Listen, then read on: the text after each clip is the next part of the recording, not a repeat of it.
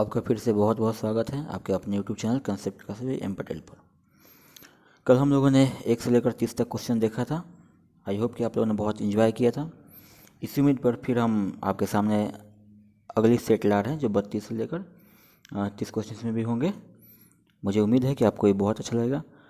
Video को start करने से पहले मैं चाहूँगा कि आप इस चैनल को पे अगर नए हैं तो चैनल को सब्सक्राइब कर लें, दोस्तों के साथ शेयर करें और उन्हें भी बताएं कि हाँ यहाँ पे टेस्ट सीरीज चल रही है जिससे सबको फ़ायदा हो। आइए शुरू करते हैं वीडियो को।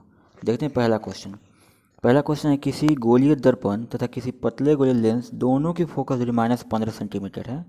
दर्पण तथा लेंस संभवतः है, यानी कि एक दर्पण है और एक लेंस है, दोनों की फोकस दूरी -15 सेंटीमीटर। तो आपको बतलाना है कि दर्पण और लेंस दोनों कौन से हैं। पहला ऑप्शन सुन लीजिए, दोनों अवतल है। दूसरा ऑप्शन दोनों उत्तल है। तीसरा ऑप्शन दर्पण अवतल है तथा लेंस उत्तल है। चौथा ऑप्शन दर्पण उत्तल है, चौथा लेंस अवतल है। फिर से सुन लीजिए, दोनों अवतल, दोनों उत्तल, दर्पण अवतल, लेंस उत्तल, दर्पण उत्तल, लेंस अवतल। आप अपने आंसर तुरंत कमेंट बॉक्स में करें और अपने आंसर का सही सही टिक करते रहें, ताकि बाद में आपको ये भी बतलाना है कि आपके कितने सही हुए हैं कितनों में, ताकि इससे मुझे आप लोगों का रिजल्ट पब्लिश करने में थोड़ी सहूलियत हो। कल किसी ने भी मतलब सही से अपना रिजल्ट नहीं बता पाया, थोड़ा सा अच्छा नहीं लगता है। मैं भी चाहता हूँ कि जो टॉप करें उनका मैं नाम अनाउंसमेंट करूँ और जो भी हो उन्हें पुरस्कृत किया जाए। तो चलिए, आप लोगों ने अपना आंसर देख लिया होगा। देखिए, आपको पता है कि अवतल दर्पण की जो फोकस दूरी होती है वो ऋणात्मक होती है। उसी तरह अवतल लेंस की भी फोकस दूरी ऋणात्मक होती है। इस तरह आपका जो ऑप्शन सही होगा वो ऑप्शन ए बिल्कुल सही होगा, यानी कि दोनों ही क्या होंगे, अवतल होंगे। दोनों अवतल, यानी कि ऑप्शन ए सही होगा।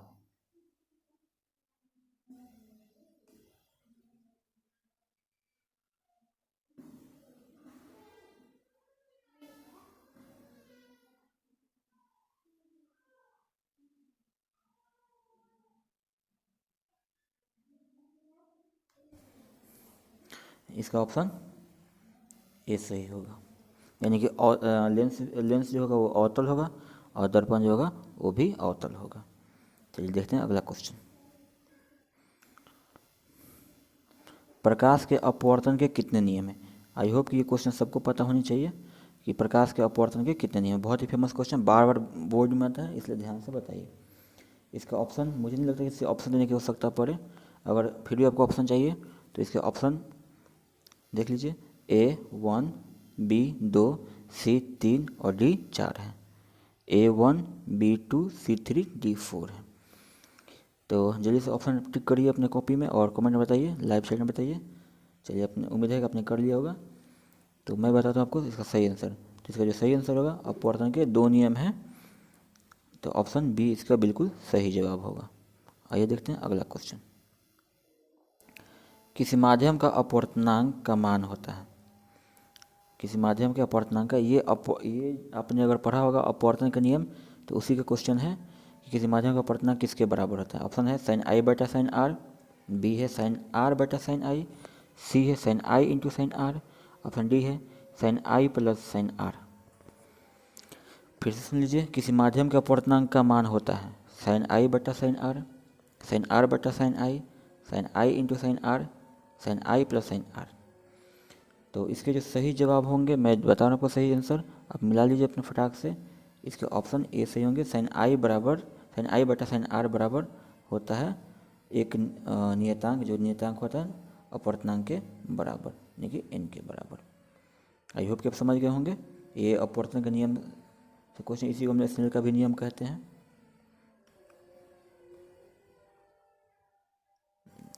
आइए देखते हैं अगला क्वेश्चन।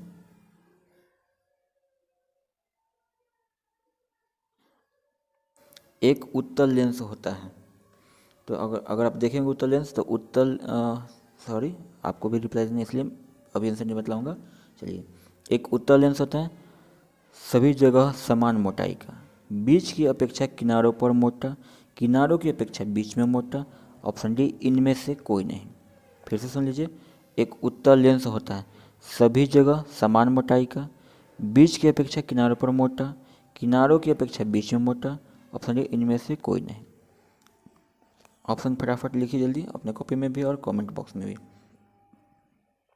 तो आपने अगर उत्तल लेंस देखा होगा तो उसकी फ़ोटो इस तरह की होती है। तो देख सकते हैं कि उत्तल लेंस बीच में मोटा होता है और किनारों पर पतला होता है। तो इसके जो सही आंसर होंगे वो होंगे ऑप्शन सी। ऑप्शन सी यानी कि किनारों की अपेक्षा बीच में मोटा होता है।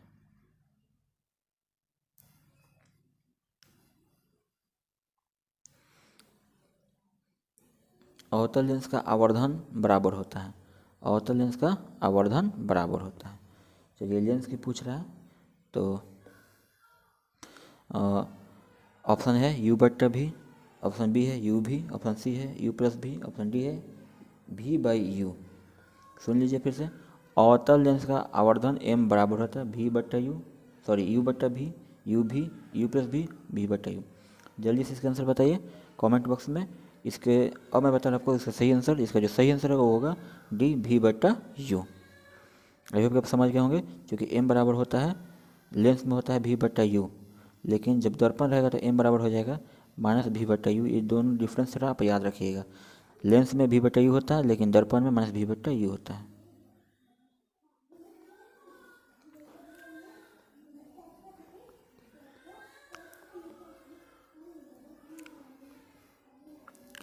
गोलीय दर्पण और फोकसांतर, गोलीय दर्पण में फोकसांतर और वक्रता त्रिज्या में के बीच संबंध है। यानी कहने का मतलब गोलीय दर्पण में फोकस दूरी और वक्रता त्रिज्या में क्या संबंध होता है।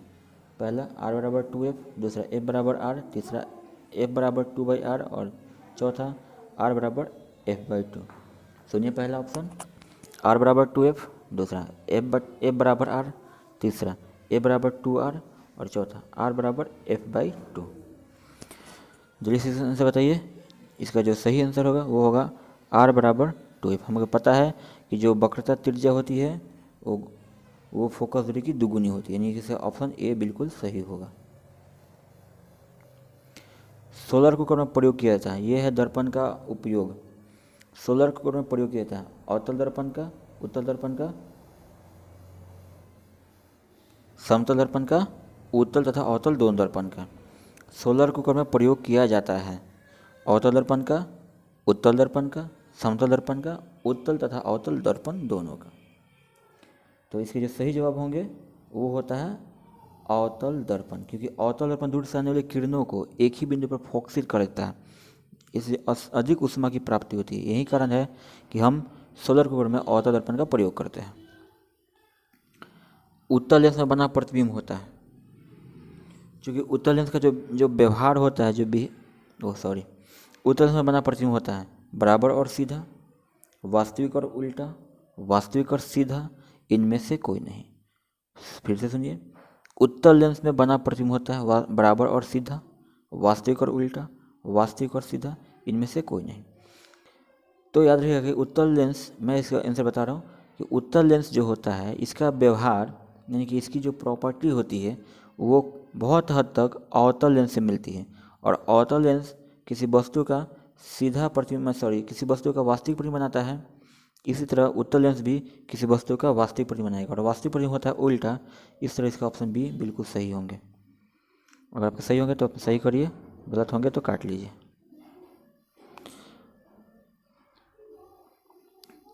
उत्तल लेंस में जब बिंब f और 2f के बीच रखा जाता है तो प्रतिबिंब कहाँ बनता है, तो प्रतिबिंब तब बना प्रतिबिंब होता है। वस्तु को रखा गया है f और 2f। आप ऐसे भी समझ सकते हैं जैसे कि c और 2f के बीच में रखा जाए। तो पता है कि जब हम वस्तु को f और 2f के बीच रखते हैं तो इसका जो प्रतिबिंब होता है वो आपको आंसर बताना है। फिर से क्वेश्चन है, उत्तल लेंस में जब बिंब मतलब वस्तु होता है f और 2f के बीच रखा जाता है तो बना प्रतिबिंब कहाँ होता है। तो जो f2f कर रहा है आप उसे दर्पण के आधार पर c समझ सकते हैं। तो पहला ऑप्शन है बड़ा और वास्तविक, दूसरा है छोटा और वास्तविक, तीसरा है छोटा और काल्पनिक और चौथा है बड़ा और काल्पनिक। ऑप्शन एक सुन लीजिए फिर, बड़ा वास्तविक, छोटा काल्पनिक, बड़ा काल्पनिक। तो इसके जो सही जवाब होंगे वो होगा बड़ा और वास्तविक, क्योंकि आपने पढ़ा होगा कि जब हम वस्तु को F और 2F के बीच रखते हैं तो इसका बना प्रतिबिंब बड़ा होता है और वास्तविक होता है। आइए देखते हैं अगला क्वेश्चन। दो वक्रीय पृष्ठों से घिरे ठोस माध्यम को कहते हैं। दो वक्रीय पृष्ठों से घिरे ठोस माध्यम को कहते हैं। ऑप्शन ए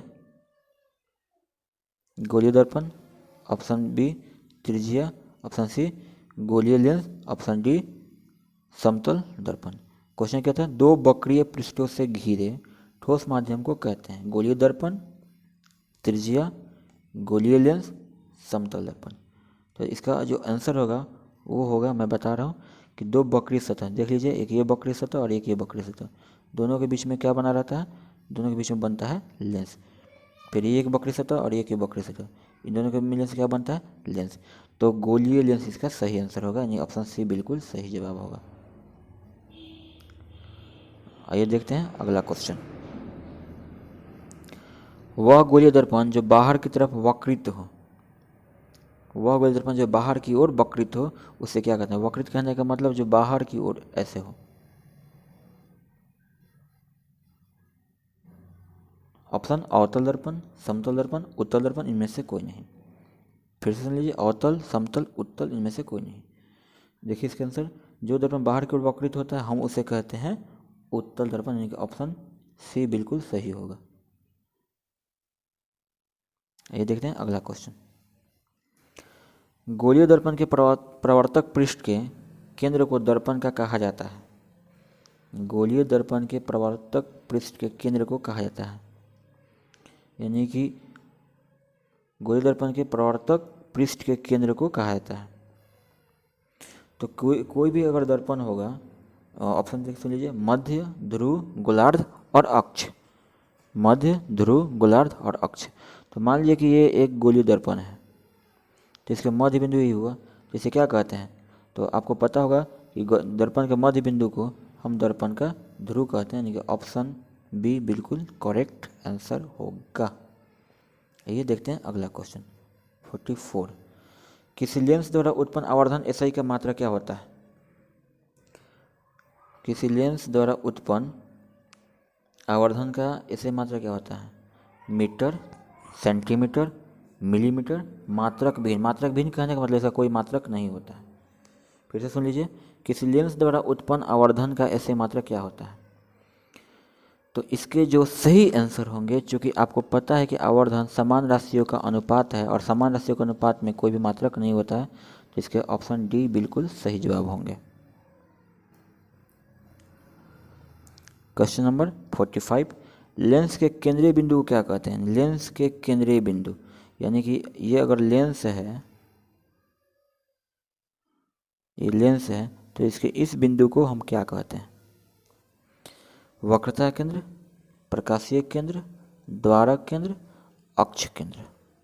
लेंस के केंद्रीय बिंदु को क्या कहते हैं? वक्रता केंद्र, प्रकाशीय केंद्र, द्वारक केंद्र या अक्ष केंद्र। तो इसका जो सही जवाब होगा वो होगा ऑप्शन बी, प्रकाश केंद्र, जिसे हम ओ से करते हैं सूचित। और किसी भी पतले लेंस में यहाँ से जाने वाली किरणें जो होती हैं वो बिना अपवर्तन के सीधे निकल जाती हैं। आपने प्रॉपर्टी पढ़ा होगा, तो इसका होगा प्रकाश केंद्र।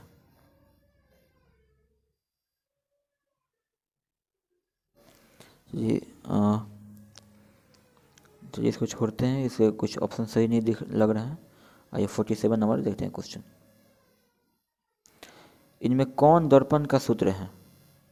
इनमें कौन दर्पण का सूत्र है? 1/v + 1/u बराबर 1/f, 1/u माइनस 1/v बराबर 1/f, 1/v + 1 u/1 + 1/f, v/1 + 1/u बराबर 1/f। फिर सुन लीजिए, ऑप्शन आपके सामने है, जो आपको सही लगे अपने बुक में लिखिए, मैं आपको बताता हूँ इसका सही जवाब। तो आपने पढ़ा होगा कि अवतल किसी भी लेंस का दर्पण सूत्र, किसी दर्पण का दर्पण सूत्र तो होता है 1/v + 1/u बराबर 1/f, यानी ऑप्शन इसके ए सही होंगे। गोलीय दर्पण का वक्रता केंद्र को किस अक्ष से निरूपित किया जाता है? गोलीय दर्पण के वक्रता केंद्र को किस अक्षर से निरूपित, सॉरी यहाँ क्वेश्चन सुधार लीजिएगा, यहाँ पे र छूट गया है, यहाँ अक्षर होगा, किस अक्षर से सूचित किया जाता है? तो गोलीय दर्पण का जो वक्रता केंद्र होता है, ऑप्शन देख लीजिए CPOF, ऑप्शन लिख लीजिए। तो हमें पता है कि C से हम वक्रता केंद्र को करते हैं सूचित, तो ऑप्शन ए सही होगा। P से ध्रुव को, O से प्रकाश केंद्र को और F से फोकस को।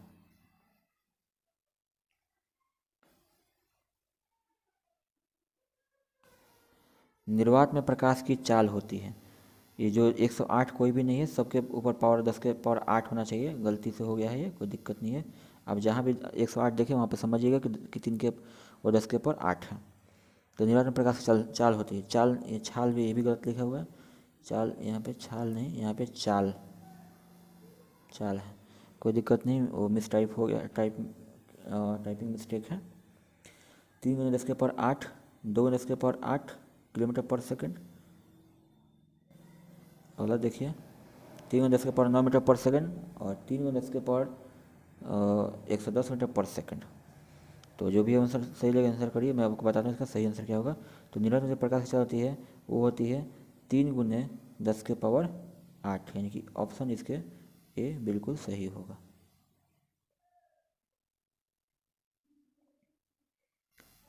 अगला क्वेश्चन, दंत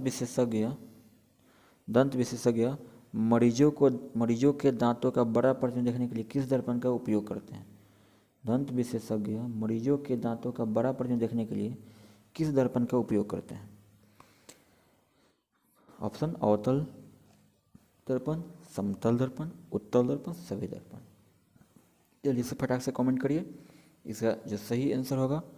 क्योंकि हमें किरणों को एक बिंदु पर फोकसित करना होता है और किरणों को फोकसित करने का काम जो है वो अवतल दर्पण का है, इसलिए अवतल दर्पण का उपयोग होगा।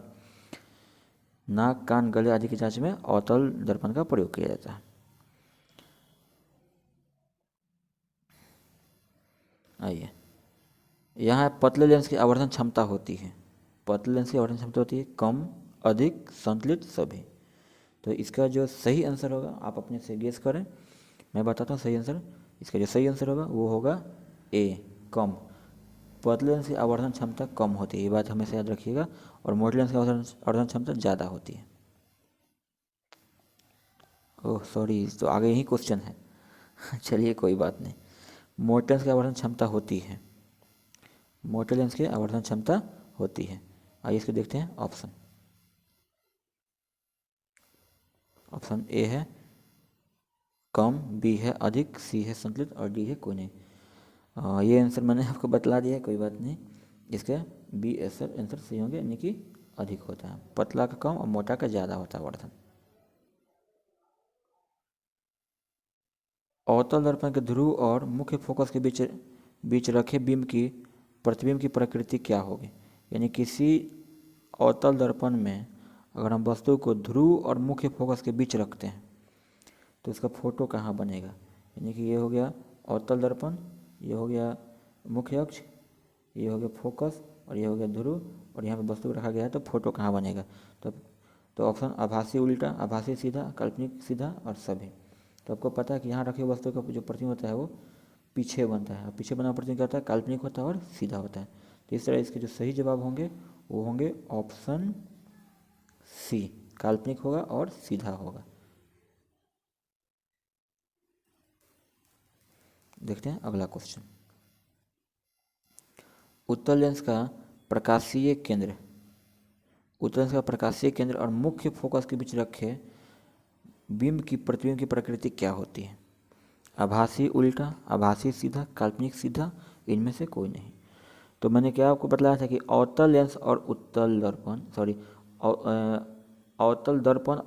लेंस दोनों की प्रकृति बहुत हद तक मिलती है, अतः वहाँ पे जब हम जो काम ध्रुव करते हैं वहाँ पे ये काम प्रकाशीय केंद्र करता है। तो इस तरह ये क्वेश्चन अगर हम दर्पण के थ्रू समझे तो समझ सकते हैं कि वस्तु को रखा गया है ध्रुव और फोकस के बीच, और ध्रुव और फोकस के बीच रखा हुआ जो प्रतिबिंब होता है वो आभासी होता है और सीधा होता है।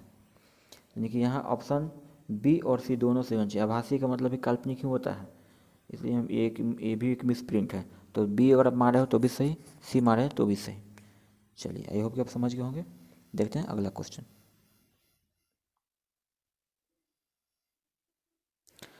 अवतल दर्पण के मुख्य फोकस पर रखे बिंब की स्थिति होती है, मतलब कि अगर हम अवतल दर्पण के मुख्य फोकस पर वस्तु को रखेंगे तो इसका प्रतिबिंब कहाँ बनेगा, वक्रता केंद्र पर, मध्य बिंदु पर, अनंत पर कि सभी पर। तो इसके जो सही जवाब होंगे कि फोकस पर रखे वस्तु का प्रतिबिंब अनंत पर बनता है। कहाँ बनता है, अनंत पर।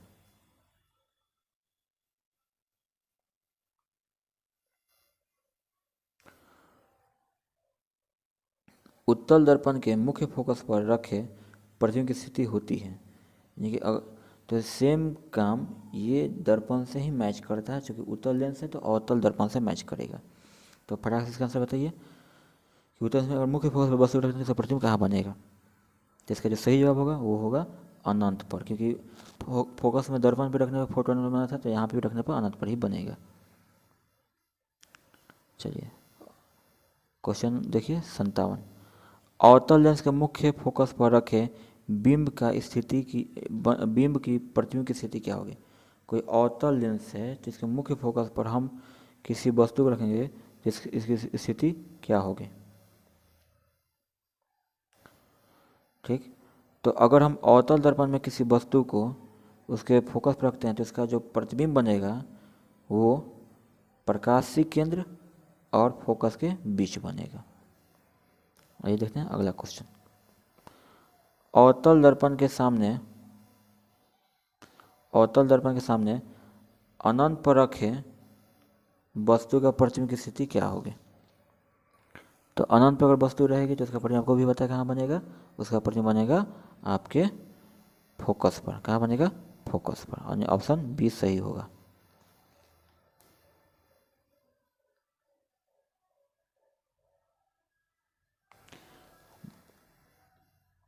यहीं तक इसको ख़त्म करते हैं। आई होप कि आपने एंजॉय किया होगा। अगर आपने एंजॉय किया है, अगर आपको मज़ा आ रहा है, अगर आप चाहते हैं कि ये सीरीज ऐसे ही कंटिन्यू रहे, आपकी तैयारी एक प्रॉपर डायरेक्शन में हो, तो आप मेरे चैनल से जुड़े और कमेंट करके बताएं कि आपको कैसा लग रहा है। हाँ, बहुत जल्द मैं मैथ का भी टेस्ट सीरीज स्टार्ट करूँगा, सभी विषयों के टेस्ट सीरीज मैं स्टार्ट करूँगा। तो मेरे चैनल से जुड़े रहें, दोस्तों के साथ शेयर करें, चैनल को ज़्यादा से ज़्यादा सब्सक्राइब करें, इससे मुझे मोटिवेशन मिलती है, और लाइक करें। Thank you very much. जय हिंद, जय भारत।